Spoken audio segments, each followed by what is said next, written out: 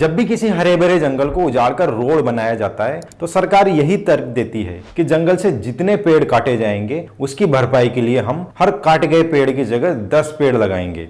उनका यह तर्क लोगों को पसंद भी आता है, लेकिन क्या आपने कभी गौर किया कि हजारों लाखों साल पुराने इन विशाल वृक्षों को उजाड़कर इनकी भरपाई क्या इन नवजात पौधों को लगाने से हो जाएगी? क्योंकि ये जो पेड़ काटे जाते हैं ये सैकड़ों साल पुराने होते हैं और इनकी जगह ये जो नन्हे पौधे लगाए जाते हैं उनको कितने साल लग जाएंगे बड़ा होने में, और ये भी तो गारंटी नहीं है कि इनमें से कितने पौधे वास्तव में बड़े होंगे और कितने पौधे सही रखरखाव ना होने की वजह से नष्ट हो जाएंगे। तो ऐसे में सरकार का एक पेड़ काटकर 10 पेड़ लगाने का ये लॉजिक मेरी समझ से तो बाहर है। इसके साथ ही बढ़ते क्लाइमेट चेंज को रोकने के लिए भी लोग ये तर्क देते हैं कि ज्यादा से ज्यादा पेड़ लगाए जाएं तो क्लाइमेट चेंज को रोका जा सकता है। उनकी यह बात भी हमें लॉजिकल लगती है, क्योंकि हम बचपन से पढ़ते आ रहे हैं कि पेड़ CO2 यानी कार्बन डाइऑक्साइड को सोख लेते हैं। तो जब हम ज्यादा से ज्यादा वृक्षारोपण करेंगे तो ये पेड़ तेजी से वातावरण में फैलती कार्बन डाइऑक्साइड को सोख लेंगे। इससे वातावरण में कार्बन डाइऑक्साइड की मात्रा कम हो जाएगी, जिससे पृथ्वी का एवरेज टेम्परेचर कम हो जाएगा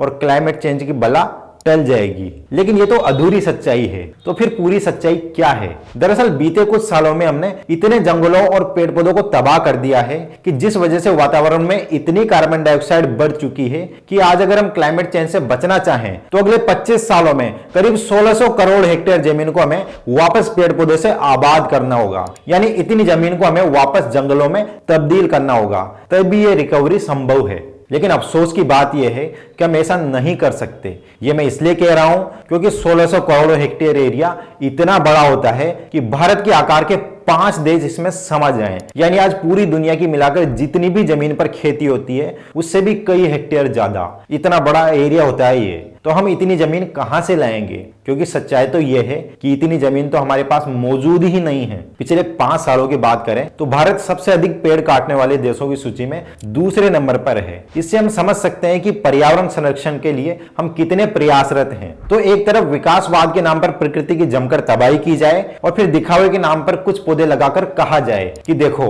हम क्लाइमेट चेंज को रोकने के लिए भरपूर प्रयास कर रहे हैं। तो आप समझ लेना कि इन दावों में कितनी सच्चाई है। ये सब निरर्थक है, इससे कुछ नहीं होने वाला। अगर हमने विकासवाद के नाम पर बढ़ती इस बर्बादी और हमारी जीवन शैली पर ध्यान नहीं दिया तो क्लाइमेट चेंज पर लगाम लगाना असंभव हो जाएगा और फिर हमें इसके परिणाम स्वरूप होने वाले महाविनाश के लिए तैयार रहना होगा। आज वैज्ञानिक चेतावनी पर चेतावनी दिए जा रहे हैं कि पृथ्वी का औसत तापमान तेजी से बढ़ता जा रहा है और इसे कैसे भी करके 1.5 डिग्री से ज्यादा नहीं बढ़ने देना है। और इसके लिए हमारे पास केवल 5 साल का समय है, क्योंकि अगर ऐसा हो गया तो क्लाइमेट चेंज अपना विकराल रूप दिखाएगा और बिन मौसम बारिश, बाढ़, सूखा, हीट वेव्स, जंगलों में आग, भूस्खलन और भूकंप, तूफान और सुनामी जैसी घटनाएं आम बात हो जाएंगी। ऊपर से इतना टेम्परेचर बढ़ने के कारण बर्फीले ग्लेशियर पिघलेंगे, जिस वजह से समुद्र का जल स्तर तेजी से बढ़ेगा और आसपास के तटीय इलाके और देश हमेशा के लिए समुद्र में डूब जाएंगे। और अगर ऐसा हुआ तो न सिर्फ इसका असर करोड़ों लोगों पर पड़ेगा,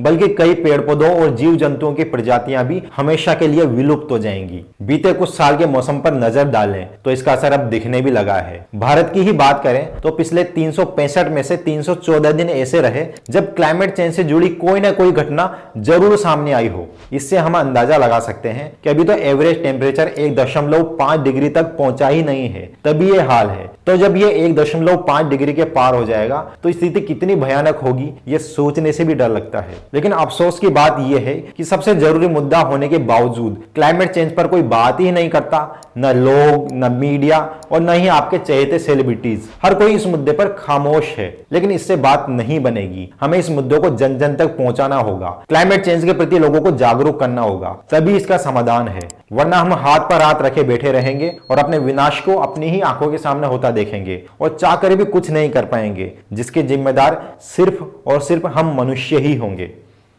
नमस्कार।